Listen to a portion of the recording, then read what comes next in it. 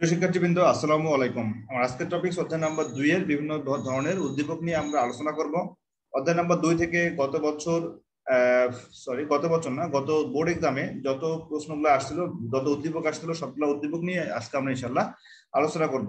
তো এখানে একটা উদ্দীপক দেখা যাচ্ছে। উদ্দীপকে চিত্র 1 এবং চিত্র 2 এ আমরা দেখতে পাচ্ছি যে সেখানে নেটওয়ার্কের একটা কানেকশন দেওয়া আছে, অর্থাৎ একটা নেটওয়ার্ক টোপোলজি দেখানো হয়েছে।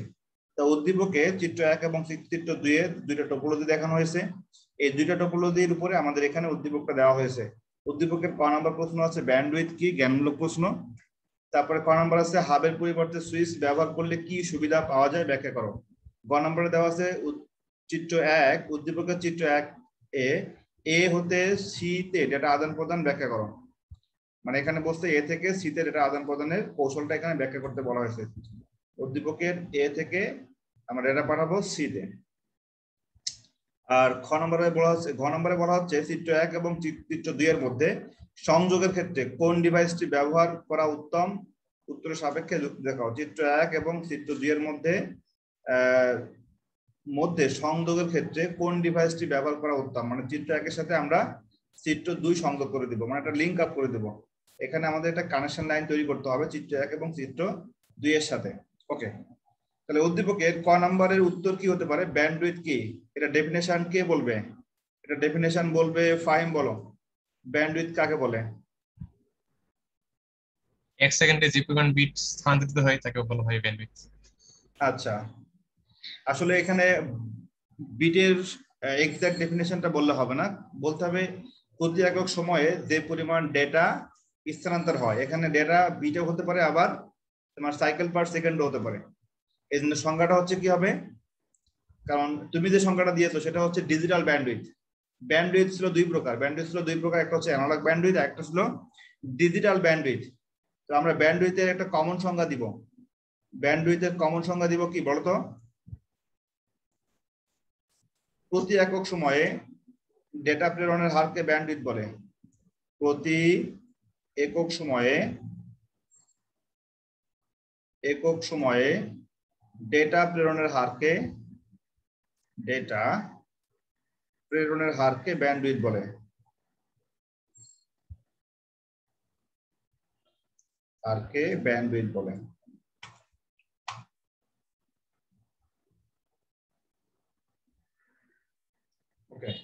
আচ্ছা, এখন প্রশ্ন হচ্ছে ফাইম যেটা আনসার দিলা সেটা হচ্ছে প্রতি সেকেন্ডে বা প্রতি একক সময়ে যে পরিমাণ বিট প্রবাহিত হয়। বিট আসলে ডেটা। এখানে প্রশ্ন হচ্ছে ব্যান্ডউইথের ক্ষেত্রে আমরা জানি যদি সাইকেল পার সেকেন্ড হয়, প্রত্যেক সেকেন্ডে কি পরিমাণ সাইকেল প্রবাহিত হচ্ছে এটাকে বলা হচ্ছে হার্জ। এটা হলো তোমার ব্যান্ডউইথ। আমরা কিন্তু ব্যান্ডউইথের ডেফিনেশনে বলেছিলাম যদি অ্যানালগ সিগন্যাল হয় সেক্ষেত্রে ব্যান্ডউইথের এককটা হচ্ছে হার্জ, তাই না? আর যদি তোমার ডিজিটাল ব্যান্ডউইথ হয় সেক্ষেত্রে হলো বিট পার সেকেন্ড। সেক্ষেত্রে এটাকে বলা হবে তোমার বিপিএস। এটা হচ্ছে আমাদের অ্যানালগেরটা কি বলেন স্যার? সাইকেল পার সেকেন্ড, প্রত্যেক সেকেন্ডে কতটুকু সাইকেল প্রবাহিত হচ্ছে তার পরিমাণকে বলা হবে হার্জ, সেটা হচ্ছে অ্যানালগ ব্যান্ডউইথ। ঠিক আছে, বুঝতে পারছো কি? যেমন আমাদের FM 88.0 megahertz, 88.0 megahertz radio FM হচ্ছে এটা মানে রেডিও ফুর্তি। এই যে মেগাহার্জ, এটা একটা তার একটা চ্যানেলের ব্যান্ডউইথ, তাই না? 88.0 মেগাহার্জটা হচ্ছে এই চ্যানেলের ব্যান্ডউইথ, এটাকে বলা হবে অ্যানালগ ব্যান্ডউইথ। আবার তোমার বাসায় যে ফ্রিকোয়েন্সি দেওয়া আছে, যেখানে তোমার ওয়াইফাই সিগন্যাল দেওয়া আছে মনে করো 2 এমবিপিএস, অথবা এখন মনে করো গভর্নমেন্টের রুলস হলো 5 এমবিপিএস তোমাকে মিনিমাম দিতে হবে। 5 এমবিপিএস 500 টাকা, তাই না? 5 মেগাবিট পার সেকেন্ড, এটা হচ্ছে তোমার চ্যানেলের ব্যান্ডউইথ। এটাকে বলা হয় ডিজিটাল ব্যান্ডউইথ। কি বলা হবে? Digital bandwidth. নাও খ নাম্বার হচ্ছে হাবের পরিবর্তে সুইচ ব্যবহার করলে কি সুবিধা পাওয়া যায়। আচ্ছা, প্রশ্ন হচ্ছে আমাদের এই অধ্যায় মানে 2 নম্বর প্রশ্নটা হচ্ছে তোমার নেটওয়ার্ক ডিভাইস থেকে আসছে। এটা আসছে নেটওয়ার্ক ডিভাইস থেকে। আমরা বলেছিলাম নেটওয়ার্ক ডিভাইস, বলো। এটা কি মাত্র শুরু হয়েছে? না, ক্লাস রেকর্ড হচ্ছে, রেকর্ড আমি পাঠিয়ে দিব। ক্লাস শুরু হয়েছে 5 মিনিট আগে। ওকে, শুরু করি। হাবের পরিবর্তে সুইচ ব্যবহার করলে কি সুবিধা পাওয়া যায়? হাবের পরিবর্তে সুইচ ব্যবহার করলে কি সুবিধা পাওয়া যায়, এই প্রশ্নটা আসছে আমাদের অধ্যায় নাম্বার 2 এর নেটওয়ার্ক ডিভাইস টপিক থেকে। আমরা বলেছিলাম নেটওয়ার্ক ডিভাইস হচ্ছে 8 প্রকার: modem, hub, switch, NIC, repeater, router, bridge এবং গেটওয়ে। তো সেখানে আমরা বলেছিলাম যে হাব এবং সুইচের পার্থক্য, সেটা হচ্ছে হাব ব্রডকাস্টিং মোডে কাজ করে, আর সুইচ কাজ করে হচ্ছে মাল্টিকাস্ট মোডে। কারণটা হচ্ছে হাব যখন কোনো সিগন্যাল পায় সে সবগুলা সিগন্যাল সবগুলা কম্পিউটারে পাঠিয়ে দেয় একবারে। আমি এটাও বলেছিলাম হাব হচ্ছে হাবাগোবা ডিভাইস। হাব কোনো সিগন্যালটাকে ফিল্টারিং করে না, কোনো সিগন্যালে নয়েজ থাকলে সে রেকটিফাই করে না, অর্থাৎ হাব যে সিগন্যালটা পাবে সেই সিগন্যালটা সে পাঠিয়ে দিবে সবগুলা কম্পিউটারে। আর সুইচ হচ্ছে শুধুমাত্র টার্গেট কম্পিউটারে সিগন্যালটা পাঠায়। এর জন্য হাবের পরিবর্তে সুইচটা ব্যবহার করলে বেশি সুবিধা পাওয়া যাবে। গ নাম্বার দেখো, গ নাম্বারটা হচ্ছে চিত্র 1 এবং চিত্র 1-এ এ হতে সিতে যখন ডেটা পাঠানো হবে কিভাবে পাঠাবে, তাই না? তো এটা আসলে একটা স্টার টপোলজি। এটা ছিল কি টপোলজি? এটা ছিল স্টার টপোলজি। চিত্র 1টা হলো স্টার টপোলজি। আমরা বলেছিলাম স্টার টপোলজির ক্ষেত্রে সিগন্যালটা পাঠানো হয় কোনো কেন্দ্রীয় ডিভাইসের মাধ্যমে। এই কেন্দ্রীয় ডিভাইসটা হতে পারে হাব অথবা সুইচ। তো এখানে সিগন্যালটা পয়েন্ট টু পয়েন্ট কমিউনিকেশনটা কিন্তু হচ্ছে না, এখানে হচ্ছে পয়েন্ট টু মাল্টি পয়েন্ট। মানে পয়েন্ট টু পয়েন্ট বলতে বোঝানো হয় যদি একটা কম্পিউটার থেকে ডাইরেক্ট কানেকশনটা অন্য একটা কম্পিউটারে যায় তখন তাকে বলা হয় পয়েন্ট টু পয়েন্ট কানেকশন। এখানে দেখো এ থেকে সিতে যাওয়ার সময় সে একটা ডিভাইসের ভায়া হয়ে আসছে, তাই না? তার মানে সে মাল্টি পয়েন্ট যাচ্ছে। এখান থেকে এটা হলো পয়েন্ট টু পয়েন্ট, আবার হাব থেকে যাচ্ছে কম্পিউটার, এটা পয়েন্ট টু পয়েন্ট। তার মানে আমরা বলতে পারি এটা পয়েন্ট টু মাল্টি পয়েন্ট, অর্থাৎ এ থেকে যাচ্ছে সি এর পথে একটা ভায়া হয়ে, কি ভায়া হয়ে? সেটা হলো হাবের ভায়া হয়ে যাচ্ছে। তাহলে এখানে চিত্র 1 থেকে চিত্র 1-এ এ থেকে সিতে ডেটা আদান প্রদানের সময় আমাদের ব্যাখ্যা লিখতে হবে যে চিত্র 1-এর এ থেকে যখন সিতে ডেটা প্রবাহিত হবে তখন সেটা কেন্দ্রীয় হাবের মাধ্যমে প্রবাহিত হবে, কেন্দ্রীয় অথবা কেন্দ্রীয় সুইচের মাধ্যমে প্রবাহিত হবে। এটা ব্যাখ্যা লিখতে হবে। তবে বলতে হবে যদি সরাসরি এ থেকে সিতে সিগন্যাল পাঠানো হয় সেক্ষেত্রে আমরা এখানে সুইচ ব্যবহার করব, কারণ এই কম্পিউটার যখন সিতে ডেটা পাঠাবে তখন শুধুমাত্র সিতে পাঠানোর জন্য আমরা সুইচটা ব্যবহার করব। কারণ সুইচ ব্যবহার না করলে এখানে যদি আমি হাব ব্যবহার করতাম সেক্ষেত্রে সে সবগুলো ডিভাইসে অর্থাৎ বি বা অন্যান্য পোর্টে সিগন্যাল পাঠিয়ে দিত। তো আমি যেহেতু বিতে সিগন্যাল পাঠাবো না, আমি সরাসরি পাঠাবো কোথায়? সিতে।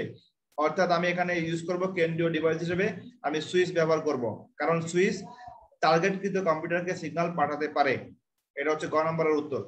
ঘ নাম্বার দেখো, চিত্র 1 এবং চিত্র 2 এর মধ্যে সংযোগের ক্ষেত্রে কোন ডিভাইসটি ব্যবহার করা উত্তম? অর্থাৎ আমরা চিত্র 1-এর আছে কি টপোলজি? Star topology. আমরা এর সাথে কানেক্টেড করব কোন টপোলজি? আমরা করব মেশ টপোলজি। তো একই রকম এখানে তুমি দুইটা নেটওয়ার্ক টপোলজিকে কানেকশন করার জন্য সাধারণত আমরা একইভাবে হাব অথবা সুইচ ব্যবহার করি।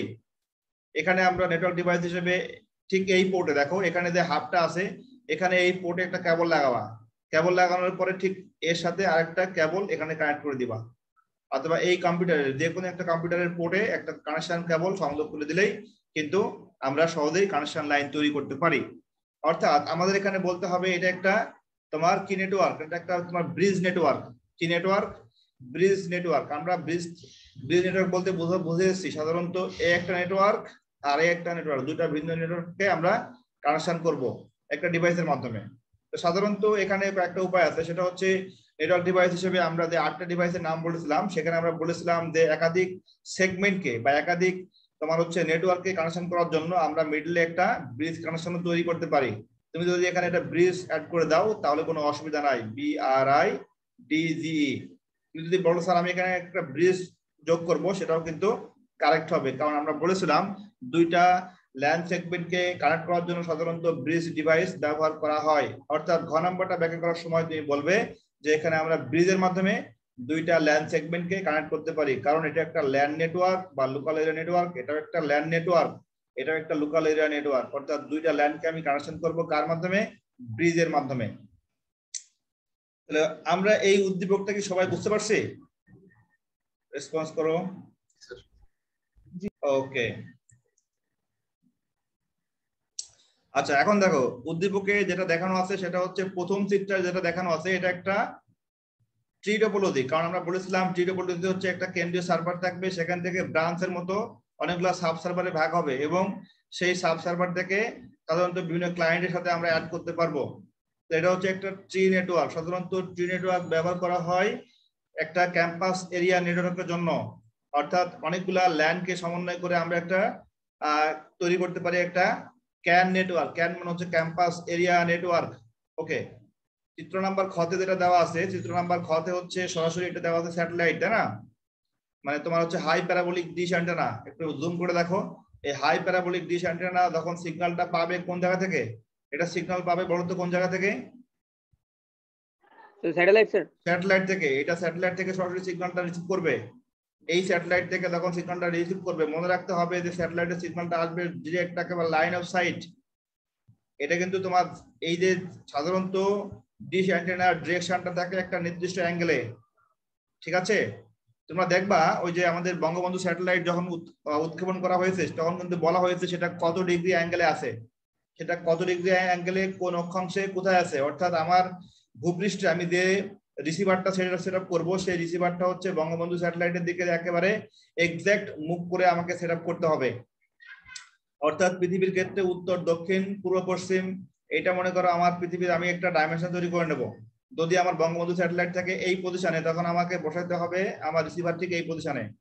যদি আমার বঙ্গবন্ধু স্যাটেলাইট থাকে এই পজিশনে, তখন আমাকে রিসিভার সেট আপ করতে হবে এই পজিশনে, ঠিক আছে? অর্থাৎ আমার পৃথিবীর ইস্ট, ওয়েস্ট এবং নর্থ, সাউথ, এটা ঠিক ডাইমেনশনটা আমাকে পরিমাপ করে আমাকে বসাইতে হবে আমার রিসিভারটা। এটা হচ্ছে আমার ডিশের রিসিভার, ডিশ অ্যান্টেনা। এখন এই সিগন্যালটা তোমার সরাসরি আসছে কোথায়? এই সিগন্যালটা সরাসরি আসছে একটা কেন্দ্রীয় তোমার অংশে, কেন্দ্রীয় অংশে এখানে আসছে, এখান থেকে বিভিন্ন লাইনে ভাগ হয়ে যাচ্ছে, ঠিক আছে? তাহলে এইটা হচ্ছে একটা কি নেটওয়ার্ক? এটা একটা স্টার নেটওয়ার্ক। আবার সেখান থেকে তোমার একটা কেবলের মাধ্যমে আসছে, এটা একটা বাস নেটওয়ার্ক বা বাস টপোলজি। আর এটা একটা রিং নেটওয়ার্ক বা রিং টপোলজি। তাহলে মোটামুটি চিত্র ক এবং চিত্র খ বুঝতে পারছো? আচ্ছা, এখন আমরা উদ্দীপকের প্রশ্নগুলো ব্যাখ্যা করে আসি। উদ্দীপকের 1 নম্বর প্রশ্ন দেওয়া আছে, নেটওয়ার্ক টপোলজি কাকে বলে? নেটওয়ার্ক টপোলজির সংজ্ঞা কে বলবে? নেটওয়ার্ক সংজ্ঞাটা বলবে হচ্ছে ফাতিমা, বলো। ফাতিমা, নেটওয়ার্ক টপোলজির সংজ্ঞাটা বলো, ক নাম্বার?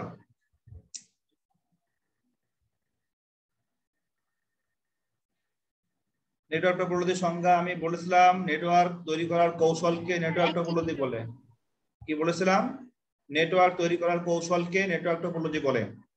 এখন সংজ্ঞাটি বলো ফাতিমা। জি স্যার। 1 নম্বর প্রশ্নের উত্তরটা বলো, নেটওয়ার্ক টপোলজি কাকে বলে? স্যার একটি নেটওয়ার্ক তৈরির কৌশলকে, বিভিন্ন কম্পিউটারের ভিতরে একটি নেটওয়ার্ক তৈরির কৌশলকে নেটওয়ার্ক টপোলজি, বিভিন্ন কম্পিউটারে নেটওয়ার্ক তৈরির কৌশলকে নেটওয়ার্ক টপোলজি বলে। খ নম্বর প্রশ্ন, তারযুক্ত মাধ্যমের মধ্যে অপটিক্যাল ফাইবার কেবল বেশি উপযোগী, ব্যাখ্যা করো। এইটা ব্যাখ্যা করবে যতটুকু পারো অতটুকুই বলবে, ঠিক আছে? এখানে ডিটেইলস যে সম্পূর্ণ সঠিক হতে হবে এমন না, এটা বলবে মায়েশা। মায়েশা বলো যে তারযুক্ত মাধ্যমের মধ্যে অপটিক্যাল ফাইবার সব থেকে বেশি উপযোগী। আমরা বলেছিলাম তারযুক্ত মাধ্যম 3 প্রকার, একটা হচ্ছে অপটিক্যাল ফাইবার কেবল, একটা হলো কোয়াক্সিয়াল কেবল, আর একটা হলো টুইস্টেড পেয়ার কেবল। এই 3টা কেবলের মধ্যে সব থেকে উত্তম হচ্ছে optical fibre cable. Optical fibre cable কেন উত্তম একটু আমরা ব্যাখ্যা করি। সো প্রথম মায়েশা বলো কেন অপটিক্যাল ফাইবার উত্তম।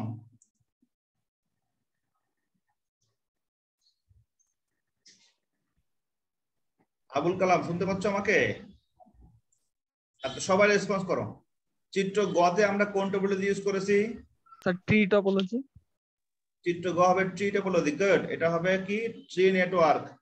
আচ্ছা, বলো তো ট্রি টপোলজি ডেফিনেশনটা কি বলেছিলাম? ট্রি টপোলজি কাকে বলে? স্যার একাধিক স্টার টপোলজি সংযোগকে স্যার। হ্যাঁ, একাধিক স্টার টপোলজি সংযোগকে বলা হবে ট্রি টপোলজি, অথবা স্টার টপোলজি এর সম্প্রসারিত রূপকে বলা হবে ট্রি নেটওয়ার্ক বা ট্রি টপোলজি। এটা ব্যাখ্যা করে দিবা। আচ্ছা, ঘ নম্বরে কি হবে বলো? ঘ নাম্বারটা কি হতে পারে?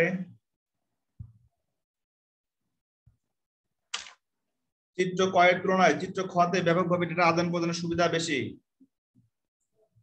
স্যার ওয়্যারলেস মাধ্যমে, জন্য হ্যাঁ, কিছুটা কারেক্ট আছে। আরেকটা হচ্ছে মনে রাখবা, চিত্র খ আসলে কেমন নেটওয়ার্ক বলো তো? According to network coverage area which network has mentioned in the figure number B or figure number খ, আমরা নেটওয়ার্ক কভারেজ এরিয়ার উপরে ভিত্তি করে খ নাম্বার চিত্র কোন ধরনের নেটওয়ার্ক তৈরি হয়েছে এখানে বলো তো? আচ্ছা, আমি একটু সহজ করে দিই। আমাদের নেটওয়ার্কের কভারেজ এরিয়ার ভিতরে আমরা বলেছিলাম one is pan network, PAN মানে পার্সোনাল এরিয়া নেটওয়ার্ক, তারপরে বলেছিলাম LAN network, local area network, এরপরে বলেছিলাম CAN network, campus area network, এরপরে বলেছিলাম MAN network, metropolitan area network, এরপরে বলেছিলাম ওয়ান নেটওয়ার্ক বা ওয়াইড এরিয়া নেটওয়ার্ক। তো চিত্র কতে যে ট্রি টপোলজি এখানে ব্যবহার করা হয়েছে, এটা কোন নেটওয়ার্ক?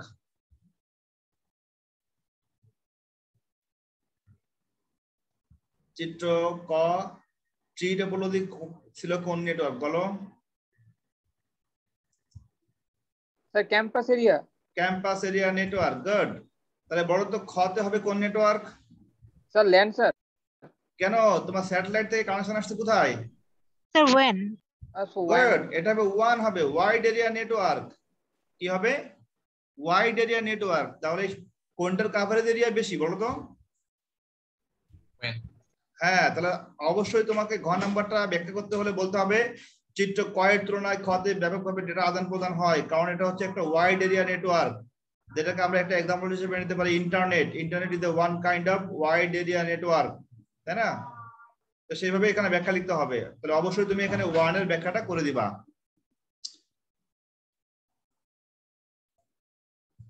তাহলে এখন যেটা আমরা দেখলাম, ঢাকা বোর্ড 2019-এর যে উদ্দীপকটি আছে সেই উদ্দীপকের প্রথম প্রশ্ন হচ্ছে ব্লুটুথ সম্পর্কে, তাই না? ঢাকা বোর্ড 2019 ব্লুটুথের সংজ্ঞাটা কে বলতে পারবা? ব্লুটুথ কি? সবাই রেসপন্স করি আমরা। ব্লুটুথ বলতে আমরা কি বুঝি? স্যার স্বল্প দূরত্বের মধ্যে বিনা খরচে ডেটা আদান প্রদানের ওয়্যারলেস প্রযুক্তি। বিনা খরচে, এটা আসলে বিনা খরচে ডেফিনেশনটা ওইভাবে দেওয়া যাবে না, কারণ দেখে ব্লুটুথে খরচ হয়। বড়তে কেমনে খরচ হয়? ব্লুটুথ সিগন্যাল পাঠাতে গেলে তোমার মোবাইলের কি চার্জ নিবে না? তো মোবাইলের চার্জ যদি নেয় সেক্ষেত্রে মোবাইলের কি ব্যাটারি আবার তোমার চার্জিং করার জন্য তোমার ইলেকট্রিক সিগন্যাল সাপ্লাই দিতে হবে না? তার মানে আমরা ডেফিনেশনটা দিব এটা একটা ওপেন ওয়্যারলেস প্রোটোকল। একেবারে এক লাইনের সংজ্ঞা দিবা, এটা একটা open wireless protocol. Open wireless protocol, এটা হচ্ছে ভালো সংজ্ঞা, তাই না? অথবা এটা হচ্ছে তারবিহীন একটা ইন্টারনেট হটস্পট। তারবিহীন ইন্টারনেট হটস্পট আমরা যেটা বলেছিলাম যে আমাদের মোবাইল হটস্পট ছিল তিনটা, আমাদের তিনটা ছিল। বলো স্যার, এটা যে যদি আমরা সংজ্ঞাটা দিই ব্লুটুথ হচ্ছে তারবিহীন পার্সোনাল নেটওয়ার্ক প্রোটোকল। সেটা হতে পারে প্যান নেটওয়ার্ক, ধর এটাও হতে পারে। এটা হলো একটা প্যান নেটওয়ার্ক। প্যান মানে কি? পার্সোনাল এরিয়া নেটওয়ার্ক, তাই না? আচ্ছা, এখানে আমি আরো একটা তথ্য লিখে দিচ্ছি, লিখো। ব্লুটুথের নামকরণ করা হয় কিং হেরাল্ড ব্লুটুথের নাম অনুসারে। কিং হেরাল্ড ব্লুটুথ যিনি ছিলেন ডেনমার্কের একজন রাজা, আর ইনি হচ্ছে দুইটা রাষ্ট্রকে দুইটা তোমার হচ্ছে জাতিকে, দুইটা জাতিকে দ্বন্দ্ব সংঘাত থেকে তা সেই দুইটা জাতির ভিতরে দ্বন্দ্ব সংঘাত নির্মূল করে দুইটা জাতিকে তিনি একত্রিত করেছিলেন। এই জন্য তার নাম অনুসারে আসছে ব্লুটুথ। এবং এইটা আবিষ্কার করে হচ্ছে তোমার Sony Ericsson company. Sony Ericsson এটা অনেক ভালো একটা তোমার হচ্ছে টেকনোলজি ব্র্যান্ড, যারা এক সময় তোমার অনেক সময় মোবাইল ডিভাইস এবং এখন বিশেষ করে তারা হচ্ছে তোমার কাজ করে বিভিন্ন সাউন্ড সিস্টেম নিয়ে। তারপর সনির অনেক ধরনের ব্র্যান্ড আছে, সনি টিভি আছে বা সনির হচ্ছে তোমার মিউজিক প্লেয়ার আছে। আচ্ছা, এখন আসি ব্লুটুথের স্ট্যান্ডার্ড হচ্ছে IEEE। এটা লিখে নাও, ব্লুটুথের স্ট্যান্ডার্ড IEEE 802.15। 802.15 এটা হচ্ছে একটা ভ্যালু। যেমন আমরা কোন একটা প্রোডাক্টের গায়ে লেখা থাকে কোন ISO স্ট্যান্ডার্ড একটা ভ্যালু লেখা থাকে, তেমনি ভাবে হচ্ছে একটা সংস্থা, আমেরিকান সংস্থা IEEE, এটা হলো institute of electrical and electronics engineering. এই সংস্থা বিভিন্ন ডিভাইসের স্ট্যান্ডার্ড তারা হচ্ছে এই যে স্ট্যান্ডার্ড যেটা আছে 802.15 এরকম অনেক ধরনের প্রোটোকলের স্ট্যান্ডার্ড তারা মেইনটেইন করে। যেমন তোমার যদি ওয়াইফাই হয়, ওয়াইফাই এর ক্ষেত্রে আমরা জানি IEEE 802.11, এটা মনে রাখবা। 802.11 টা হচ্ছে IEEE 802.11 হচ্ছে ওয়াইফাই এর স্ট্যান্ডার্ড। তারপরে ওয়াইম্যাক্স এর জন্য হচ্ছে IEEE 802.16। 802.16 এটাও লিখে নাও। এইগুলোকে বলা হচ্ছে তোমার হচ্ছে স্ট্যান্ডার্ড। একটা ডিভাইসের স্ট্যান্ডার্ড বলতে বোঝানো হয় সেই ডিভাইসটা তোমার কোন কোন নিয়ম ফলো করে সেই ডিভাইসটা তৈরি করা হয়েছে। আচ্ছা, এরপরে আসি খ নাম্বারটা হচ্ছে ডেটা ট্রান্সমিশনের ক্ষেত্রে সিনক্রোনাস সুবিধাজনক ব্যাখ্যা করো। খ নাম্বারে যেটা ব্যাখ্যা করা হয়েছে সেটা হচ্ছে অ্যাসিনক্রোনাস, সিনক্রোনাস এবং আইসোক্রোনাস। এই তিনটার ভিতরে সব থেকে সুবিধাজনক ছিল হচ্ছে আইসোক্রোনাস। এবং আইসোক্রোনাসের সুবিধা বলা হয়েছিল সেখানে ডেটাগুলো প্যাকেট আকারে যাবে, তাই না?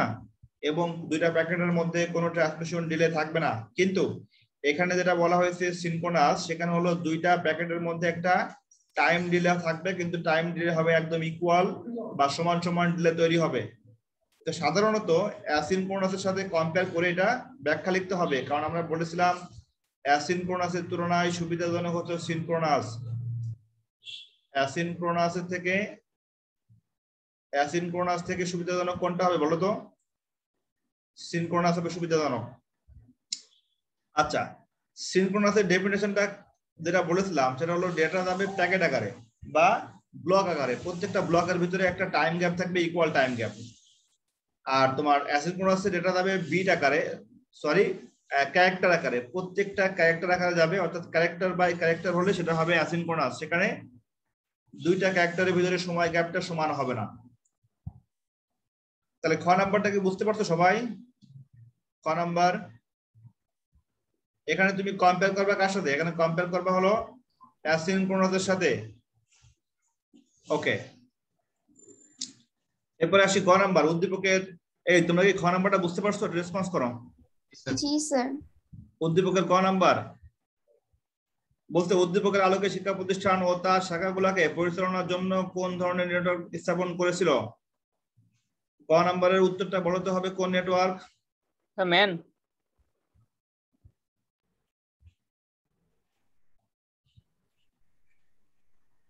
দেশের বিভিন্ন জেলায়, দেশের কোথায়? স্যার ম্যান হবে স্যার। ম্যান হচ্ছে একটা মেট্রোপলিটন এরিয়া। মেট্রোপলিটন শুধুমাত্র ঢাকা শহরের মধ্যে হলে তখন হবে ম্যান।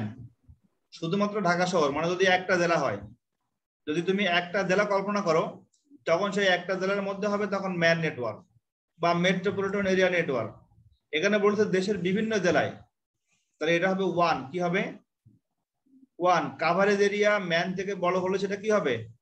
সেটা হবে ওয়াইড এরিয়া নেটওয়ার্ক। যদি প্রশ্নটা এমন হতো যে অধ্যক্ষ সাহেবের ঢাকার ভিতরে সুনামধন্য একটা প্রতিষ্ঠান আছে, এছাড়া ঢাকার ভিতরে অনেকগুলা শাখা আছে, যেমন ঢাকা আইডিয়ালের অনেকগুলা শাখা আছে, তারপরে মণিপুরের শাখা আছে, ঢাকার মধ্যে শাখা হলে সেক্ষেত্রে হবে তোমার ম্যান নেটওয়ার্ক বা মেট্রোপলিটন এরিয়া নেটওয়ার্ক। আর ঢাকার বাইরে যদি কোনো নেটওয়ার্ক তৈরি করতে হয় সেটা হবে ওয়াইড এরিয়া নেটওয়ার্ক বা ওয়ান নেটওয়ার্ক। এখানে তোমাকে ব্যাখ্যা লিখতে হবে ওয়ান নেটওয়ার্ক সম্পর্কে। সবাই ক্লিয়ার, বুঝতে পারছো? আচ্ছা, এরপরে আসি ঘ নাম্বার। ঘ নাম্বারে কি বলা হচ্ছে? উদ্দীপকের আলোকে অধ্যক্ষ সাহেব যে নতুন পরিষেবার কথা ভাবছিলেন তা বাস্তবায়ন সম্ভব কিনা? অধ্যক্ষ সাহেব বলছিলেন কি, পরবর্তীতে শিক্ষক এবং শিক্ষার্থীদের অনুরোধে ইন্টারনেট ব্যবহার করে স্বল্প খরচে উন্নত সেবা। স্বল্প খরচে উন্নত সেবা, এটা কি বোঝানো হয়েছে?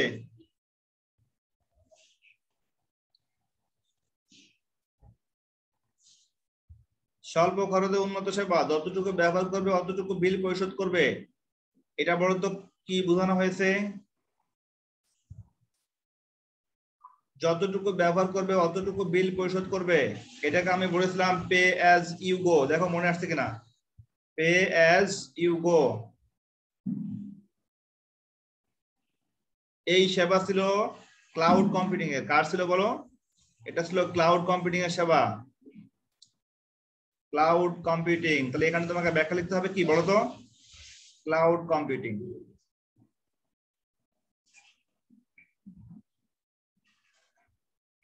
ব্যাখ্যা লিখতে হবে ক্লাউড কম্পিউটিং। তাহলে আমাদের ঘ নম্বরের প্রশ্নটা একটু ক্রিটিক্যাল চলে আসছে, বাট ধরতে হবে এইভাবে যে আমাদের ক্লাউডের সুবিধা যেটা দেওয়া ছিল ঠিক সেই অনুযায়ী আমাদের ব্যাখ্যা লিখতে হবে। এখন আসি ক্লাউড বলতে আমরা কি বুঝি, বা সেগুলো আমি ব্যাখ্যা করেছিলাম এর আগে, আমি একটু আবার রিপিট করি। ক্লাউড বলতে আমরা কি বুঝি? ক্লাউড কম্পিউটিং হচ্ছে একটা তোমার সেবা, মনে রাখবে ক্লাউড কম্পিউটিং হচ্ছে একটা সেবা, যে সেবার মাধ্যমে তোমার ইউজারদের সাধারণত সেবা দেওয়া হয় তার চাহিদা অনুযায়ী, এবং সে যতটুকু চাবে ঠিক তার সেই অনুযায়ী তার কাছ থেকে পেমেন্ট নেওয়া হবে। এবং ক্রেতা যখনই চাইবে ঠিক সেবাদাতা প্রতিষ্ঠান তখনই তাকে সেবা দিতে বাধ্য থাকবে। যেমন আমি অনলাইনে যখন কোনো বিষয় সার্চ করি আমাকে কিন্তু সেই মুহূর্তে আমাকে ডকুমেন্টগুলো দেখাই দেয়। এটা এমন না যে আমি এখন সার্চ দিলাম আমাকে 5 মিনিট বা 10 মিনিট পরে আমাকে দেখালো। এই জন্য বলা হচ্ছে ক্রেতা যখনই চাইবে সেবাদাতা প্রতিষ্ঠান ঠিক তখনই সেবা দিবে। ক্রেতা যতটুকু চাইবে এবং যতটুকু চাইবে ততটুকু তাকে দিতে হবে সেবাদাতা প্রতিষ্ঠানকে, এবং তারা দিতে বাধ্য থাকবে। ঠিক আছে? আর যদি কখনো এমন হয় যে তার বিলের পরিমাণটা কেমন হবে, সে যতটুকু গ্রহণ করবে তাকে ঠিক অতটুকুই পে করতে হবে। এটাকে বলা হচ্ছে ক্লাউড কম্পিউটিং একটা সার্ভিস। ক্লাউড কম্পিউটিং ব্যাখ্যা করার জন্য আমি একটা ছোট্ট একটা গল্প বলি, তোমাদের যেন এটা সবসময় এই গল্পটা মনে থাকে। সেটা হচ্ছে যে তোমরা কখনো মানে ভাড়াই বা কোনো হচ্ছে তোমার অর্থের বিনিময়ে কখনো কোনো সার্ভিস কি নিয়েছো? অর্থের বিনিময়ে বলতে একটা সার্ভিস নিবা যেটা আবার পরবর্তীতে তুমি এটা ব্যাক দিবা। যেমন আমরা এক সময় আমাদের সময় যখন আমরা 2006 এর ঘটনা বলি, 2006 সাথে আমরা বিভিন্ন সিডির দোকান থেকে সিডি ভাড়া করতাম। কারণটা কি? কারণটা সিডি হয়তো বা কিনতে অনেক টাকা নিত। তো মনে করো আমার একটা মুভি দেখতে খুব ইচ্ছা করছে, তো আমি সিডির দোকানে যাবো। সিডির দোকানে যাওয়ার পরে আমি মনে করো 5 টাকা দিয়ে আমি সিডিটা ভাড়া করব। 5 টাকা দিয়ে সিডি ভাড়া করে সেই সিডি আমি বাসায় নিয়ে এসে, আমাদের সিডি প্লেয়ার ছিল, সেই সিডি প্লেয়ারের মাধ্যমে আমি ওই মুভিটা সম্পূর্ণ দেখব। দেখার হয় শেষ হয়ে গেলে পরে ওই সিডিটা আমি আবার সেই দোকানদারকে ফেরত দিয়ে আসবো। এখন মনে করো আমি যখন সিডিটা নিয়ে আসবো, তখন আমাকে ওখানে তারা বলতো যে আপনি এটা কয় দিনের জন্য রাখবেন? আপনি কি 1 দিনের জন্য রাখবেন, বা 2 দিনের জন্য রাখবেন, বা 1 সপ্তাহের জন্য রাখবেন?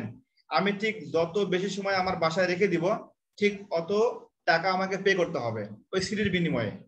তারপরে এক সময় ছিল যেমন তোমার 3 গোয়েন্দা সিরিজ, আমরা যে 3 গোয়েন্দা সিরিজ গুলো পড়েছি, এক সময় কিন্তু আমরা এই 3 গোয়েন্দা সিরিজ গুলো পড়ার জন্য আমরা লাইব্রেরি থেকে 2 টাকা দিয়ে ভাড়া করে নিয়ে আসতাম বই। 2 টাকা দিব, আমাকে একটা 3 গোয়েন্দা সিরিজের একটা মাত্র বই দিবে। এরপরে এই বইটা পড়া শেষ করে আমি যখনই আবার ওটা ফেরত দিব একদিন পরে, তখন আমাকে আবার পরবর্তী সিরিজ আমাকে নিতে হবে 2 টাকার বিনিময়ে। এই যে ট্র্যাডিশন, এটা কিন্তু এখন আর নাই। এটা এখন আর নাই কেন? কারণটা হচ্ছে এখন এই সেবাগুলো নিচ্ছি আমরা অনলাইনে। আমরা এই সেবাগুলো নিচ্ছি অনলাইনে কিভাবে? আমি ঠিক যতটুকু ডাউনলোড করব, আমার ঠিক ফোন থেকে অতটুকু এমবি তারা নিয়ে নিবে, এবং সেই এমবি যখন আমি ক্রয় করছি তখন বিভিন্ন কোম্পানিকে আমি কিন্তু টাকা দিচ্ছি। ঠিক আছে, আমি যতটুকু প্যাকেজ দিচ্ছি সেটা মোবাইল ডেটা হোক বা সেটা আমার ওয়াইফাই এর কোনো প্যাকেজ হোক, অর্থাৎ আমি যতটুকু সেবা নিচ্ছি আমাকে ঠিক অতটুকুই কিন্তু কোম্পানি সেবা দিবে। এটা হচ্ছে ক্লাউড সার্ভিসের একটা সুবিধা। এখানে যেটা বলা হয়েছে সেটা হচ্ছে অধ্যক্ষ সাহেব তিনি যে সার্ভিসটা চালু করছেন, এখানে তিনি যেটা করবেন, তিনি একটা সার্ভার তৈরি করবেন। এই সার্ভার থেকে উক্ত কলেজের যত শিক্ষক আছে, যত ছাত্রছাত্রী আছে, তারা সবাই ওই সার্ভার থেকে সুবিধা নিবে। তারা ইচ্ছা করলে তারা সার্ভারে লগ ইন করতে পারবে, সার্ভার থেকে কোনো কিছু ডকুমেন্টস ডাউনলোড করতে পারবে, সার্ভারে আবার কোনো কিছু আপলোড করতে পারবে। তাহলে এই সবগুলা সুবিধা হচ্ছে একটা ক্লাউড সার্ভিসের মাধ্যমে হয়ে থাকবে। কারণটা কি? কারণটা হচ্ছে ক্লাউড যেটা বলেছিলাম যে পৃথিবীতে যেমন মেঘের অস্তিত্ব আছে, বাট মেঘকে আমরা দেখতে মানে মেঘকে আমরা ধরতে পারি না, বাট মেঘ থেকে যে বৃষ্টিপাত গুলো হয় সেখানে আমাদের ফসল হয়, আমাদের উপকার হয়। সিমিলারলি পৃথিবীতে যত সার্ভার আছে সবগুলো সার্ভারের অস্তিত্ব আমরা বুঝি, বাট এই যে সার্ভারটা কোথায় আছে বা সার্ভারটা আমরা ধরতে পারি না, বা আমাদের সেই ধরার এখতিয়ার নাই, কিন্তু আমরা সার্ভার থেকে সেবা নিচ্ছি। এই জন্য এটা একটা ক্লাউড সার্ভিসের মধ্যে আমাদের ব্যাখ্যা লিখতে হবে। তোমরা কি বিষয়টা ক্লিয়ার বুঝতে পারছো? ঘ নাম্বারটা কি বুঝতে পারছো? ক্লাউড সার্ভিসটা? জি স্যার। ওকে, সবাই রেসপন্স না করলে আমি তো শিওর থাকবো না বুঝতে পারছো কিনা। রাফি বুঝতে পারছো? গুড। এরপরে আসি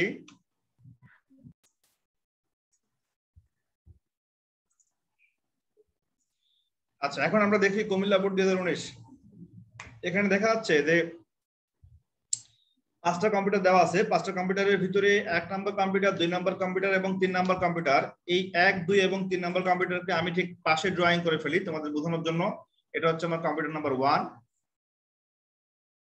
কম্পিউটার নাম্বার 1, 2 এবং 3 এর মধ্যে সংযোগ যেটা দেওয়া আছে এটা কেমন সংযোগ কে বলতে পারবে? বলো তো 1, 2 এবং 3 এর মধ্যে কেমন সংযোগ দেওয়া আছে?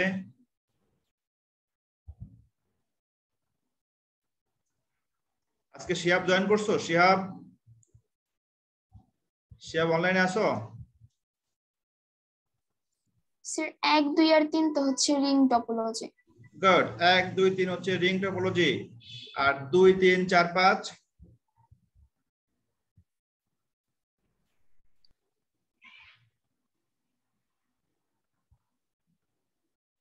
2, 3, 4, 5 প্রশ্নের উদ্দীপকে একটু ভুল আছে, ভুলটা ধরতে পারছো?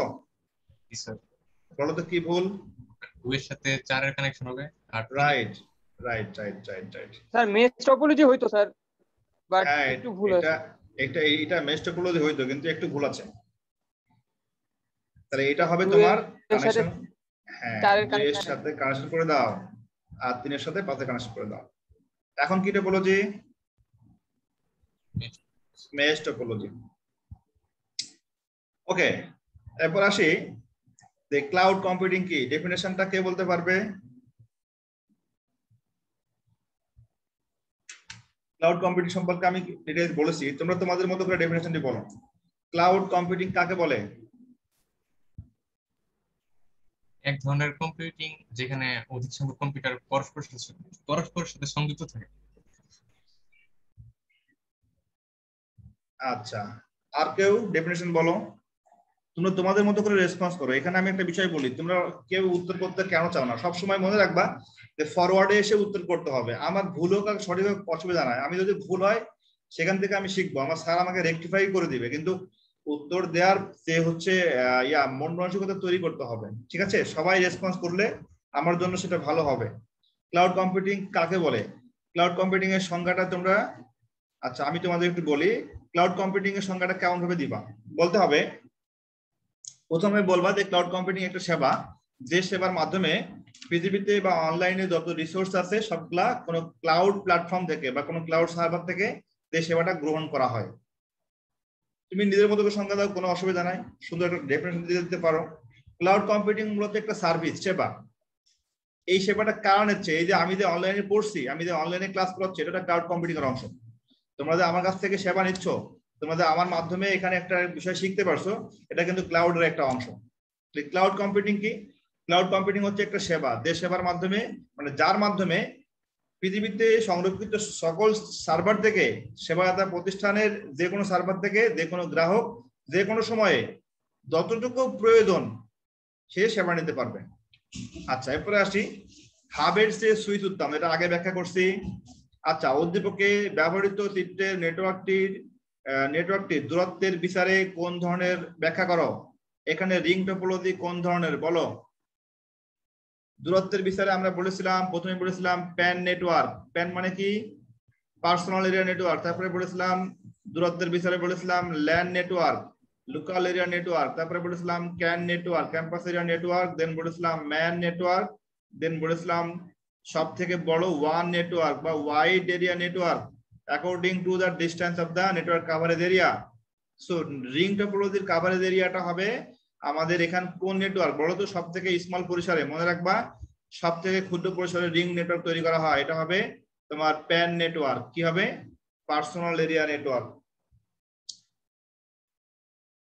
মানে তুমি যদি মনে করো তোমার 3টা কম্পিউটার আছে, আবার এইভাবে দিতে পারো যে যদি তোমার 3টা কম্পিউটার আছে, যে কম্পিউটারের একটা নির্দিষ্ট রুমের মধ্যে তুমি রেখে দিয়েছো, এটা তোমার 3টা কম্পিউটার আছে এই রুমের মধ্যে, তো 3টা কর্নারে 3টা কম্পিউটার আছে। এখন তুমি যাচ্ছ এই কম্পিউটার গুলাকে এইভাবে কানেকশন করে দেওয়ার জন্য, তখন সেটা হবে একটা রিং টপোলজি বা একটা রিং নেটওয়ার্ক। আচ্ছা, এখন যদি বলো যে স্যার যদি আমি এটাকে বলি ল্যান্ড নেটওয়ার্ক, লোকাল এরিয়া, তাহলে হয় না? হ্যাঁ, সেক্ষেত্রেও হবে। অবশ্যই সেক্ষেত্রে তুমি ডেফিনেশন দিতে পারো। কিভাবে? মনে করো যে তোমার হচ্ছে রিং টপোলজিতে তোমার মনে করো 2টা রুম পাশাপাশি আছে। এখন এটা মনে করো তোমার রুম, এটা তোমার বড় ভাইয়ের রুম, আর এখানে মনে করো তোমার বাবার রুম। তোমার বাবা মনে করো আইটি ইঞ্জিনিয়ার, তুমি আইটি ইঞ্জিনিয়ার, তোমার ভাইও আইটি ইঞ্জিনিয়ার, সবাই আইটি ইঞ্জিনিয়ার, সবাই অনলাইনে কাজ করো, সবাই ফ্রিল্যান্সিং করো অথবা অন্য কোনো সফটওয়্যার ডেভেলপমেন্টের কাজ করো। ধরো নাও এখানে আছে তোমার কম্পিউটার, এখানে আছে তোমার ভাইয়ের কম্পিউটার, এখানে আছে মনে করো তোমার বাবার কম্পিউটার। এখন 3টার ভিতরে কানেকশন করে দাও, তখন এটা হবে কি? এটা হবে land network, local area network. তাহলে প্রশ্ন হচ্ছে কাভারেজ এরিয়ার উপরে সাধারণত আমরা রিংটাকে 2টা ভাবে ডিফাইন করতে পারি। এটা হচ্ছে তোমার রিংও হতে পারে, এটা প্যানও হতে পারে, আবার ল্যানও হতে পারে, কিন্তু কখনোই কিন্তু এটা ক্যান হবে না। এটা কখনোই কিন্তু ক্যান হবে না। ক্যান হবে কোনটা বলো তো? ক্যান হবে হচ্ছে তোমার ট্রি টপোলজি। মনে রাখবা ট্রি টপোলজি হবে ক্যান নেটওয়ার্ক। আমাদের টপোলজি ছিল কি? বাস, রিং, স্টার ট্রি, মেশ এবং হাইব্রিড। এর ভিতরে বাস টপোলজি পড়বে তোমার প্যানের মধ্যে পড়তে পারে, আবার ল্যানও পড়তে পারে। যদি বাস টপোলজির কম্পিউটার সংখ্যা কম হয় সেক্ষেত্রে সেটা হবে প্যানের মধ্যে। যদি কম্পিউটার সংখ্যা 7টা 8টা বা একাধিক হয়ে যায়, একাধিক বলতে 2-3টা রুমের ভিতরে যদি আমি বাসটাকে ভাগ করে ফেলি সেটা হবে তোমার ল্যান নেটওয়ার্ক। ঠিক আছে, বাস রিং স্টার, বাস রিং স্টার, আমি আবার বলি বাস রিং স্টার, এই 3টা টপোলজি সাধারণত তুমি পরীক্ষাতে ল্যান দিয়ে ব্যাখ্যা করো, ল্যান দিয়ে ব্যাখ্যা করলে তোমার সুবিধা হয়। ঠিক আছে, পরীক্ষাতে সবাই বাস রিং স্টার এই 3টাকে ব্যাখ্যা করবা কিসের মাধ্যমে বলো তো? এই 3টাকে ব্যাখ্যা করবা তুমি ল্যান নেটওয়ার্ক দিয়ে। তবে রিং এর ক্ষেত্রে বলি, রিং এর ক্ষেত্রে তুমি প্যান দিয়েও করতে পারো, ল্যান দিয়েও করতে পারো। তবে অবশ্যই বাস আর স্টার আমি লিখে দিচ্ছি, এটা ব্যাখ্যা করবা বাস টপোলজি আর স্টার টপোলজি, এই 2টা ব্যাখ্যা করবা তোমার ল্যানের মাধ্যমে। আর শুধুমাত্র রিংটা ব্যাখ্যা করবা প্যান অথবা ল্যান যে কোনো একটাই, তবে ল্যান দিয়ে করলেও ভালো, প্যান দিয়ে করলেও ভালো, অসুবিধা নাই। আর ক্যান দিয়ে করবা হলো ট্রি টপোলজি, ক্যান দিয়ে করবা কি ট্রি টপোলজি। আচ্ছা, আরেকটা বিষয় ছিল তোমাদের মেশ টপোলজি, তোমরা মেশ টপোলজি ব্যাখ্যা করবা হচ্ছে ল্যান দিয়ে, তোমরা মেশ টপোলজি ব্যাখ্যা করবা হচ্ছে ল্যান নেটওয়ার্ক দিয়ে। মেশ টপোলজি হবে ল্যান নেটওয়ার্ক, আর ট্রি টপোলজি হবে ক্যান নেটওয়ার্ক এবং হবে ম্যান নেটওয়ার্ক। যদি একাধিক ট্রিকে সংমিশ্রণ করে দাও সেক্ষেত্রে হবে তোমার ক্যান নেটওয়ার্ক। মনে রাখবা সেটা হবে ক্যান আর ম্যান নেটওয়ার্ক দুটোই হবে। আর যদি ওয়ান হয়, ওয়ানটা হবে তোমার হাইব্রিড নেটওয়ার্ক। ওয়ানটা কি হবে? হাইব্রিড নেটওয়ার্ক বা হাইব্রিড টপোলজি। এই যে হাইব্রিড টপোলজির ক্ষেত্রে ব্যাখ্যা করবা হলো ওয়ান আর ম্যান, যে কোনো একটা ব্যাখ্যা করলে হবে হাইব্রিড টপোলজি। ঠিক আছে, এখানে 2টাই কারেক্ট। আমরা যখন বোর্ড থেকে কোনো খাতা নিয়ে আসি তখন আমাদের কিন্তু বলে দেয় যে আপনারা কোন কোন সেন্সে মার্কিং করবেন। হাইব্রিড টপোলজির ক্ষেত্রে অবশ্যই লিখবা ম্যান নেটওয়ার্ক এবং ওয়ান নেটওয়ার্ক, এর ভিতরে যে কোনো একটা। তবে সব থেকে বেস্ট হয় যদি তোমার প্রশ্নে উল্লেখ করা না থাকে সেক্ষেত্রে তুমি সরাসরি ওয়ান দিয়ে লিখবা। আর যদি প্রশ্নে উল্লেখ থাকে কোনো ম্যানের ভিতরে কানেকশন তৈরি করার জন্য সেক্ষেত্রে তুমি হাইব্রিডটাও ব্যাখ্যা করে দিবা। আচ্ছা, এরপরে আসি ক্যান নেটওয়ার্ক। ক্যান নেটওয়ার্ক এবং তোমার ক্যাম্পাস এরিয়া নেটওয়ার্কের ক্ষেত্রে সব থেকে বেস্ট হলো ট্রি টপোলজি, যেটা আমাদের আদমজি কলেজে দেওয়া আছে, ট্রি টপোলজি। ওকে, এরপর আসি ঘ নাম্বারে। ঘ নাম্বারে আছে কি উদ্দীপকের ব্যবহৃত চিত্রে 1, 2, 3 নম্বর কম্পিউটার এবং 2, 3, 4, 5 কম্পিউটার ডেটা শেয়ারে নেটওয়ার্ক টপোলজির মধ্যে কোনটি উত্তম? অর্থাৎ বলছে রিং নেটওয়ার্ক, আর একটা হলো তোমার হচ্ছে 2, 3, 4 এর মধ্যে কম্পিউটার শেয়ারিং হচ্ছে কোনটা বলো তো? 2, 3, 4 এর মধ্যে শেয়ারিং হবে মেশ, এটা হবে কি? এটা হবে মেশ টপোলজি বা মেশ নেটওয়ার্ক। আর 1, 2, 3 এর মধ্যে যেটা বলে এটা হবে রিং নেটওয়ার্ক। অর্থাৎ 2, 3, 4, 5 আমি এখানে রাউন্ড করে দিচ্ছি, 2, 3, 4, 5 কি হবে? এটা হবে তোমার মেশ টপোলজি। আর 1, 2, 3 শুধুমাত্র 1, 2, 3 হলেও সেটা হবে তোমার রিং টপোলজি। তাহলে এখানে বলা হচ্ছে রিং আর মেশের মধ্যে কোনটা উত্তম? রিং আর মেশের মধ্যে কোনটা উত্তম বলো? Mesh topology. কেন উত্তম? গুড, হ্যাঁ হয়েছে, এটা হয়েছে অবশ্যই মেশ টপোলজি উত্তম, কিন্তু এটা স্যার একটা কম্পিউটার নষ্ট হলে বাকিদের কিছুই হবে না। রাইট, একটা কম্পিউটার নষ্ট হলেও বাকিদের কিছু হবে না, বাকিরা নিজেদের মতো করে ডেটা আদান প্রদান করতে পারবে। ওকে, আর রিং এর ক্ষেত্রে যে কোনো একটা নষ্ট হয়ে গেলে পরে সম্পূর্ণ রিংটাই ভেঙে যাবে, আমার ডেটাগুলো আদান প্রদান করতে পারবে না। তাহলে বুঝতে পারছো, সেখানে তোমরা মেশ আর রিং এর মধ্যে পার্থক্য লিখবা।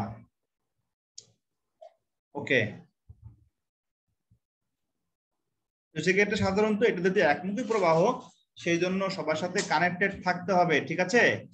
না হলে ডেটা আদান প্রদান করতে পারবে না। এই জন্য বলা হচ্ছে যে কোনো একটা কেবল নষ্ট হয়ে গেলে পরে সম্পূর্ণ রিংটা অকেজো হয়ে যাবে, অথবা যে কোনো একটা কম্পিউটার নষ্ট হয়ে গেলে সম্পূর্ণ রিংটা কি হবে? অকেজো হয়ে যাবে, এটাই বলা ছিল। আচ্ছা, এখন দেখো চট্টগ্রাম বোর্ড 2019 এর প্রশ্ন। ক নাম্বার, রোমিং সুবিধা কি? রোমিং এর ডেফিনেশনটা যে কোনো একজন বলো আমাকে। তোমাদের ফোনে দেখবা রোমিং সার্ভিস লেখা আছে, রোমিং সার্ভিস। ফাহিম বলো রোমিং কি? স্যার ঠিক মনে পড়তেছে না। আচ্ছা, তোমাদের অধ্যায় নাম্বার 2 থেকে আমি 3টা প্রশ্ন লিখে দিচ্ছি, এই 3টা প্রশ্ন একটু আনকমন। 1 নাম্বার লিখো হলো ফ্রিকোয়েন্সি হপিং। 1 নাম্বার লিখো হলো frequency hopping, FREQUENCY, frequency hopping. HOPING, frequency hopping. আর একটা হচ্ছে 2 নম্বর হলো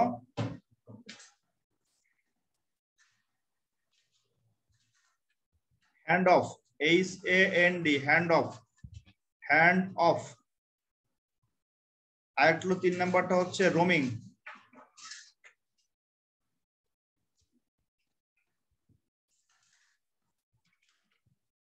এই তিনটা ডেফিনেশনটা একটু মনোযোগ সহকারে শুনো, তারপরে হলো আমি তোমাদের প্রশ্ন করব যে ফ্রিকোয়েন্সি হপিং কি, রোমিং কি বা হ্যান্ড অফ কি।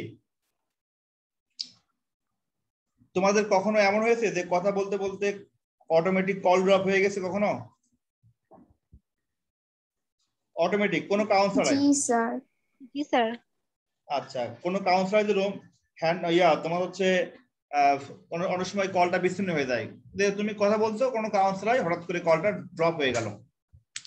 এক সময় দেখবা বাঙালি কোম্পানি অফার দিছিল যদি কখনো কল ড্রপ হয় তাহলে তোমাদের সেই মিনিটটা আবার ব্যাক দিবে।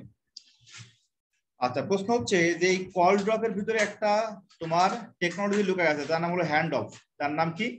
Hand of technology. হ্যান্ড অফটা হচ্ছে সাধারণত আমরা যখন কোনো সেল ডিজাইন করি, মানে সেল বলতে আমরা যখন কোনো নেটওয়ার্কের কাভারেজ এরিয়া ডিজাইন করি, মনে করো এটা একটা টাওয়ার, এটা একটা টাওয়ার, এই টাওয়ারের কাভারেজ এরিয়াটা ঠিক এতটুকু, এর পাশে আছে আরেকটা টাওয়ার, তার কাভারেজ এরিয়া ঠিক এতটুকু।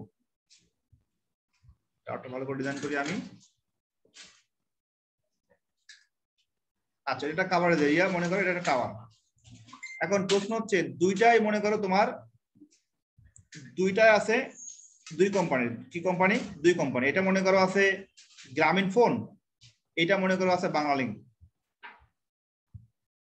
এখন প্রশ্ন হচ্ছে যে ধরে নাও যে তুমি এমন একটা জোনে গেছো যে এর পাশে অন্য কোনো কোম্পানির টাওয়ার নাই বা অন্য কোনো গ্রামীণের টাওয়ার নাই। তুমি যদি বাংলালিংক ইউজার হও তাহলে তোমার এই জোনে আসলে তোমাকে গ্রামীণের নেটওয়ার্কের সার্ভিস দিতে হবে। তুমি যদি এই জোনে যাও তোমাকে সার্ভিস দিতে হবে বাংলালিংকের টাওয়ারের। এখন প্রশ্ন হচ্ছে মনে করো তুমি এখান থেকে একটা গাড়িতে উঠছো, তুমি এখান থেকে একটা গাড়িতে উঠে রওনা দিলা, অথবা মনে করো হুন্ডায় আসছো, এটা তোমার হুন্ডা, আমি কল্পনা করছি তুমি এটা হুন্ডায় আসছো।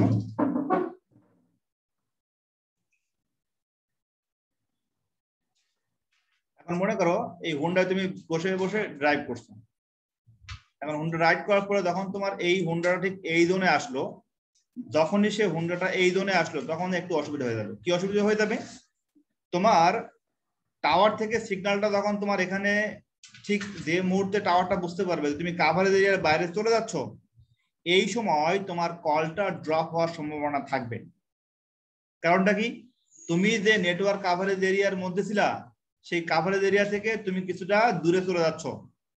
এই জন্য বলা হচ্ছে হ্যান্ড অফ কি? হ্যান্ড অফটা হচ্ছে নির্দিষ্ট নেটওয়ার্ক কাভারেজ সীমানার ভিতরে যদি কখনো এমন হয় যে নির্দিষ্ট নেটওয়ার্ক সীমানার মধ্যে আমার ইউজারের বা ব্যবহারকারীর অবস্থান পরিবর্তনের কারণে অন্য একটি নেটওয়ার্ক কাভারেজ সীমার মধ্যে যখনই প্রবেশ করা হয় বা প্রবেশের সময় সাধারণত কলটা বিচ্ছিন্ন হয়ে যায়। এই কল বিচ্ছিন্ন হওয়ার যে প্রক্রিয়াকে বলা হয় হ্যান্ড অফ। হ্যান্ড অফের সংজ্ঞা লিখে নাও। নির্দিষ্ট কাভারেজ এরিয়ার মধ্য থেকে অন্য কোনো নেটওয়ার্ক কাভারেজ এরিয়ার মধ্যে যাওয়ার সময় কল বিচ্ছিন্ন হয়ে যাওয়ার প্রক্রিয়াকে বলা হয় হ্যান্ড অফ। আচ্ছা, এখন প্রশ্ন হচ্ছে এই হ্যান্ড অফটা তারা কিভাবে কভার করে? সব সময় তো এমন হয় না। কারণটা কি? কারণটা হচ্ছে অনেক সময় কিন্তু ম্যাক্সিমাম লোকই কিন্তু যানবাহনে যাতায়াত করার সময় বিভিন্ন সেলটাকে চেঞ্জ করে ফেলে। আর সেলটাকে চেঞ্জ মানে যে করতে হয় এটা খুবই স্বাভাবিক প্রক্রিয়া। এখানে যে কোনো ব্যক্তি সেলের পরিবর্তন করতে পারে। তোমরা হয়তো বা এটা জানো কিনা, প্রথম প্রজন্মের যে মোবাইলটা আসছিল ফার্স্ট জেনারেশনের ফোনে তুমি ঠিক যে জায়গায় দাঁড়িয়ে কথা বলবে এই জায়গা থেকে আর মুভ করতে পারবে না। এই জায়গা থেকে মুভ করলে তোমার কি হবে? এই জায়গা থেকে মুভ করলে তোমার কিন্তু কলটা বিচ্ছিন্ন হয়ে যাবে। এটা ছিল আমাদের প্রথম প্রজন্মের মোবাইল ফোনের অসুবিধা। তো পরবর্তীতে সবগুলাই মোটামুটি কভার করা হয়েছে। আমরা এখন বর্তমানে 5G তে আছি, না 5 জেনারেশন। আমরা যেটা বলেছিলাম যে প্রথম প্রজন্মের মোবাইলে একটা অসুবিধা ছিল যে যেখানে দাঁড়িয়ে তুমি মোবাইলে কল দিবা ঠিক ওই জায়গায় দাঁড়িয়ে কথা বলতে হবে। ওই জায়গা থেকে শিফটিং হয়ে গেলে তোমার কলটা ড্রপ হয়ে যাবে। এটা একটা অসুবিধা ছিল। তো আস্তে আস্তে এই অসুবিধাগুলো দূর করা হয়েছে। এবং ইভেন যদি এমন হয় যে তুমি গ্রামীণ ফোনের কাভারেজ এরিয়াটা বাদ দিয়ে যখন এই বাংলালিংকে ঢুকে যাবা তখন তোমার বাংলালিংক টাওয়ারটা তোমাকে সার্ভিস দিবে। অর্থাৎ এই সার্ভিসটাকে বলা হয় রোমিং সার্ভিস। কি সার্ভিস? এটাকে বলা হয় রোমিং সার্ভিস। রোমিংটা কি? রোমিংটা হচ্ছে নির্দিষ্ট নেটওয়ার্ক কাভারেজ সীমানার বাইরে অবস্থান করে ভিন্ন কোনো নেটওয়ার্ক ব্যবহার করে মোবাইলের কল চালু রাখার প্রক্রিয়াকে রোমিং বলে।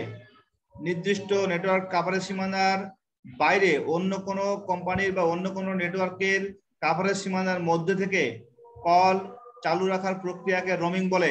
এটা হচ্ছে আমাদের রোমিং সার্ভিস। তাহলে আমি রোমিং ব্যাখ্যা করলাম, আমি হ্যান্ড অফ ব্যাখ্যা করলাম। এখন আসি ফ্রিকোয়েন্সি হপিং। ফ্রিকোয়েন্সি হপিংটা হচ্ছে যখন তুমি কোন একটা সেলের মধ্যে আছো, এই সেলের ভিতরে যখন তোমার অনেক সময় কি হয়, অনেক সময় তোমার খারাপ ওয়েদারের কারণে তোমার সিগন্যালটা অনেক সময় ডিকে হতে পারে, সিগন্যালটা অনেক সময় লস হতে পারে, অর্থাৎ টাওয়ার থেকে যে সিগন্যালটা আসছে এই সিগন্যালটা হঠাৎ করে কমে যেতে পারে। এই যে কমে গেল, কমে যাওয়ার জন্য অনেক সময় সিগন্যালের স্ট্রেংথ অনেক কমে যাওয়ার কারণে আমার মোবাইল ফোনে কথাটা অনেক ধীরে শোনা যায়। যদি কখনো সিগন্যালটা এরকম কমে যায় তখন অটোমেটিক সিগন্যাল ফ্রিকোয়েন্সি বাড়িয়ে দেওয়ার প্রক্রিয়া, অটোমেটিক সিগন্যাল ফ্রিকোয়েন্সি বাড়িয়ে দেওয়ার যে প্রক্রিয়া, এই প্রক্রিয়াকে বলা হয় ফ্রিকোয়েন্সি হপিং। যেটা আমাদের 2G ফোনে বা ফার্স্ট জেনারেশনের ফোনে ছিল না, কিন্তু বর্তমানে আমাদের 3G ফোন, আমাদের 4G ফোন, আমাদের 5G ফোন, এই সমস্ত ফোনে এই টেকনোলজি দেওয়া আছে। অর্থাৎ যদি কখনো সিগন্যাল ফ্রিকোয়েন্সি কমে যায় তাহলে সিগন্যাল ফ্রিকোয়েন্সি অটোমেটিক বাড়িয়ে দেওয়ার যে প্রক্রিয়া, এই প্রক্রিয়াকে বলা হয় ফ্রিকোয়েন্সি হপিং। কি বলা হবে? Frequency hopping. ফ্রিকোয়েন্সি হপিং মানে হলো সিগন্যাল ফ্রিকোয়েন্সি অটোমেটিক বাড়িয়ে দেওয়ার প্রক্রিয়াকে বলা হয় ফ্রিকোয়েন্সি হপিং সার্ভিস। আর হ্যান্ড অফটা কি? হ্যান্ড অফটা হচ্ছে নির্দিষ্ট নেটওয়ার্ক কাভারেজ এরিয়া থেকে অন্য কোনো নেটওয়ার্ক কাভারেজ এরিয়াতে যাওয়ার সময় কল বিচ্ছিন্ন হয়ে যাওয়ার প্রক্রিয়াকে বলা হয় হ্যান্ড অফ। আর রোমিং কি? রোমিংটা হচ্ছে নির্দিষ্ট নেটওয়ার্ক কাভারেজ সীমানার মধ্যে নির্দিষ্ট নেটওয়ার্ক কাভারেজ সীমানার বাইরে অবস্থান করে ভিন্ন কোনো কোম্পানির বা ভিন্ন কোনো নেটওয়ার্কের সুবিধা নেওয়ার প্রক্রিয়াকে বলা হয় রোমিং সার্ভিস। তোমরা কি তিনটা বুঝতে পারছো? ক্লিয়ার? স্যার রোমিংটা একটু বুঝাবেন স্যার, আমি শুনতেছি না। আচ্ছা, রোমিংটা হচ্ছে তুমি মনে করো গ্রামীণের ইউজার, কিন্তু তুমি চলে আসছো বাংলালিংক টাওয়ারের মধ্যে, এখানে কোনো গ্রামীণের টাওয়ার নাই। যদিও এখন সব কোম্পানি ইন্টিগ্রেটেড, তোমরা হয়তো বা জানো বাংলাদেশের সব কোম্পানি কিন্তু ইন্টিগ্রেটেড, তাদের সাথে একটা ডিলিংস আছে। তুমি যে কোনো টাওয়ারের ভিতরে যাও না কেন, ওরা তোমাকে সেই সার্ভিসটা সাথে সাথে তোমাকে দিবে, এই টাওয়ার থেকে সিগন্যালটা তোমার মোবাইলে পাঠায় দিবে। কারণটা কি? কারণটা হচ্ছে এই টাওয়ার থেকে এই টাওয়ারে কানেকশন দেওয়া আছে, টাওয়ার থেকে টাওয়ারে কানেকশন দেওয়া থাকে লাইন অফ সাইটে, তাই না? অর্থাৎ যখনই কিনা তুমি টাওয়ারের রেঞ্জের বাইরে চলে গেলা তখন তোমার ফোনের কাভারেজ এরিয়াটা দেবে এই টাওয়ার, এটা মনে করো বাংলালিংক টাওয়ার। এ তখন পাঠাবে কাকে? এ তখন পাঠাবে গ্রামীণ টাওয়ারকে। তাহলে বলা হচ্ছে যে রোমিংটা কি? রোমিংটা হচ্ছে নির্দিষ্ট নেটওয়ার্ক কাভারেজ সীমানার বাইরে অবস্থান করে। এটা ছিল মনে করো আমার সীমানা, আমি ছিলাম গ্রামীণের ইউজার, আমি হঠাৎ করে গেছি বাংলালিংকের টাওয়ারে, তাহলে আমি অবস্থান করছি কি? আমি এই সীমার বাইরে অবস্থান করছি, ঠিক এখানে। তাহলে নির্দিষ্ট নেটওয়ার্ক কাভারেজ সীমার বাইরে অবস্থান করে ভিন্ন কোনো কোম্পানির বা ভিন্ন নেটওয়ার্ক ব্যবহার করে মোবাইলের কল চালু রাখার যে প্রক্রিয়া, এই প্রক্রিয়াকে বলা হয় রোমিং সার্ভিস। মনে থাকবে?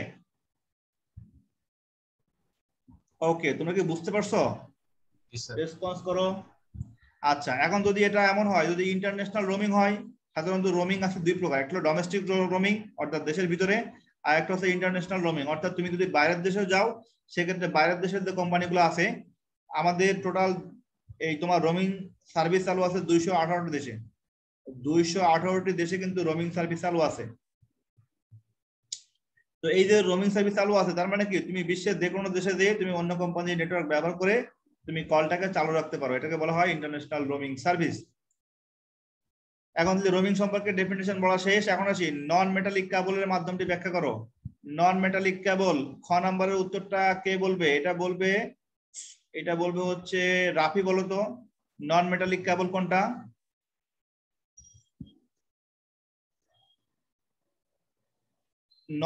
নন মেটালিক মানে কি? কোনো ধাতব বস্তু নাই, কি নাই?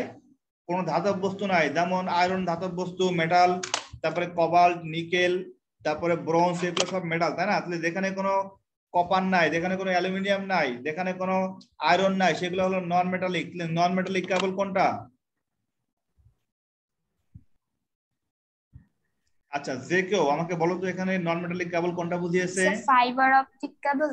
Good, fibre optics cable. এখানে নন মেটালিক বলতে বোঝানো হচ্ছে অপটিক্যাল ফাইবার কেবল। এখানে আমরা জানি অপটিক্যাল ফাইবার তৈরি হয় কাঁচ বা প্লাস্টিক দিয়ে। তাছাড়া কোয়াক্সিয়াল কেবলের মধ্যে থাকে তামা, তাছাড়া টুইস্টেড পেয়ার কেবলের মধ্যে থাকে তামা, তামা হচ্ছে মেটাল। কিন্তু নন মেটালিক কেবল বলতে বোঝানো হয়েছে ফাইবার অপটিক কেবল, এখানে কোনো মেটাল নাই, এখানে জাস্ট প্লাস্টিক আছে এবং কি আছে? গ্লাস আছে, গ্লাস বা প্লাস্টিক দিয়ে তৈরি করা হয় তোমার অপটিক্যাল ফাইবার কেবল। ওকে, তাহলে তোমরা এখানে অপটিক্যাল ফাইবারের ব্যাখ্যাটা করবা। গ নাম্বারটা আসি। গ নাম্বারটা বলতে কি, যে বন্ধুর সাথে তথ্য শেয়ারিং এর ক্ষেত্রে হাবিব সাহেবের ব্যবহৃত প্রযুক্তি ব্যাখ্যা করো। এটা কি হবে গ নাম্বার?